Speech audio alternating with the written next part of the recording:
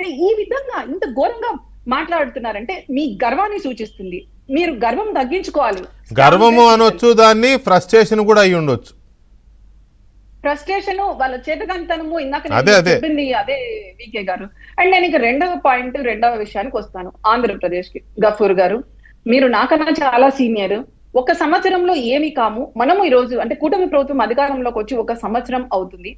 మీరు అడిగారు అసలు కేంద్రం చేయాలి, రాష్ట్రం చేయాలి అని. నేను ఒక మాట చెప్తున్నా. ముందు గడిచిన 15 నెలల్లో ఏం జరిగింది, మనకు ఎన్ని ఇన్వెస్ట్మెంట్స్ వచ్చాయి నేను చెప్పట్లేదు ఇది లెక్కలు, కానీ లేటెస్ట్ గా ఇప్పుడు మనకు వచ్చిన ఇన్వెస్ట్మెంట్స్ అంటే ఖరారు అయిపోయి పేపర్ మీద ఫైనలైజ్ అయినవి 4,70,000 కోట్ల ఇన్వెస్ట్మెంట్స్. దీంట్లో దగ్గర సుమారు 1,20,000 కోట్లు ఆల్రెడీ రియలైజేషన్ అయిపోయి, డబ్బులు రియలైజేషన్ అయి ప్రాజెక్ట్స్ కూడా స్టార్ట్ అయిపోయాయి. ఈ గడిచిన 15 ఏళ్లలో నేను అన్ని రంగాల్లో మాట్లాడుతున్నాను. ముఖ్యంగా IT, food processing, agriculture, manufacturing లో జనరేట్ అయిన ఉద్యోగాలు ఆంధ్రప్రదేశ్ లో 4,70,000. ఇది EPFO data, provident fund data. మీరు చూడండి గడిచిన 15 నెలల్లో వచ్చిన డేటా. మీరు ఇప్పుడు ఇండస్ట్రీస్ ఏమేమి వచ్చాయంటారు. నేను ముందు కర్నూలు నుంచే మొదలు పెడతాను. గఫూర్ గారు, ఇండస్ట్రియల్ నోడు, నేను ఓర్వకల్లు నోడు కేంద్ర ప్రభుత్వం 2016-17లో ఐడెంటిఫై చేసి ల్యాండ్ పూలింగ్ కి 2018కి ఇచ్చింది 10,000 ఎకరాలు కావాలని. అంతకుముందు 5 ఏళ్లలో కనీసం ల్యాండ్ పూలింగ్ కూడా చేయలేదు, కానీ ఇప్పుడు ల్యాండ్ పూలింగ్ చేశారు.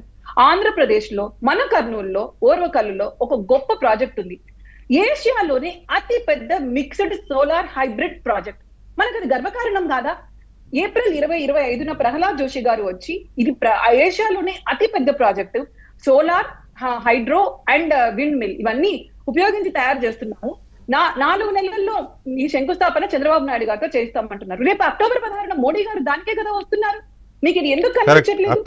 ఈ హైలైట్ చంద్రబాబు నాయుడు గారు వస్తారు, పవన్ కళ్యాణ్ గారు వస్తారు. ఇది ఆల్రెడీ పవన్ కళ్యాణ్ గారు ఒకసారి సందర్శించారు, తర్వాత కేంద్ర మంత్రులు వచ్చారు, రాష్ట్ర మంత్రులు వచ్చారు.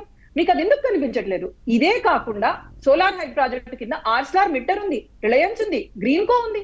ఇవన్నీ మీకు కనిపించట్లేదు. ఓకే, డ్రోన్ ఫ్యాక్టరీ ఎక్కడుందో ఏమో అన్నారు. డ్రోన్ ఫ్యాక్టరీ అనౌన్స్మెంట్ జరిగింది. నేను ఈ రోజు మీకు చెప్తున్నాను, జూలై 2025న ప్రపంచంలో కేవలం 3-4 దేశాల దగ్గర ఉండే టెక్నాలజీ యుఏవి లాంచ్డ్ ప్రెసైల్ మిషన్, అంటే డ్రోన్ ద్వారా మిసైల్ ని సంధించారు. ఎక్కడ సంధించారు? అదే మన కర్నూలులో డ్రోన్ రీసెర్చ్ సెంటర్ లో. మీరు చూడండి గఫూర్ గారు, అందరూ పొగిడారు. భారతదేశం అంత అత్యున్నతమైన మిసైల్ టెక్నాలజీని మన కర్నూలులో ప్రయోగించారంటే డ్రోన్ రీసెర్చ్ సెంటర్ ఇక్కడ వర్క్ జరుగుతుందని అర్థం కదా.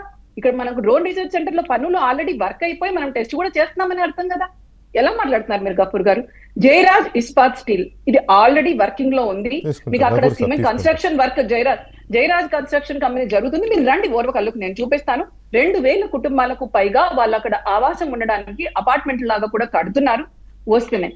ఇవి కాకుండా మనకు నారా లోకేష్ గారు మనకి ఇక్కడ టీజీ భరత్ గారు అనౌన్స్ చేసింది ఎలక్ట్రిక్ వెహికల్ ఇండస్ట్రీ వస్తున్నాము. సెమీ కండక్టర్స్ కూడా క్వాంటమ్ టెక్నాలజీతో వీలైతే కర్నూలు తేవడానికి ప్రయత్నం చేస్తామని. ఇది ఓన్లీ కర్నూలులో. గడిచిన 15 నెలల్లో మాకు కొంచెం సమయం ఇవ్వండి, కనీసం ఒక 5 ఏళ్ళన్నా కావాలి కదా మిగతా ఇండస్ట్రీస్ రావడానికి. ఇది కాకుండా మీరు కేంద్ర ప్రభుత్వం ఏం చేయట్లేదా అని అడిగారు. బీపీసీఎల్ ఫ్యాక్టరీ నెల్లూరులో 96,000 కోట్లతో ఈ గడిచిన 15 ఏళ్లలో ఫైనలైజ్ అవడం జరిగింది. ఇవి కాకుండా ఒక్క నిమిషం వికే గారు, నేను ముగిస్తాను. ముఖ్యమైన ఫ్యాక్టరీస్ ఏమున్నాయి? గ్రీన్ హైడ్రో ఎనర్జీ ప్రాజెక్ట్, ఇది ఎస్టార్ మొత్తం మనము 15 లక్షల కోట్లతో తీసుకొస్తున్నాం ఆంధ్రప్రదేశ్ లో 5 ఏళ్లలో. కాగ్నిజాంట్, టీసీఎస్, దీంతో పాటు ఇన్ఫోసిస్ వైజాగ్ లో.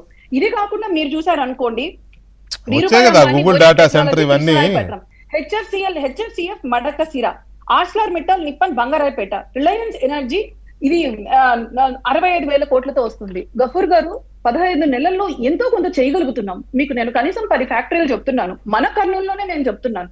మీరు ఇంకా ఇలా మాట్లాడితే ఎలా? అంతా ఒక రోజు వినోష్ గారు, ఒక్క నిమిషం. వినోష్ గారు, గఫూర్ గారు,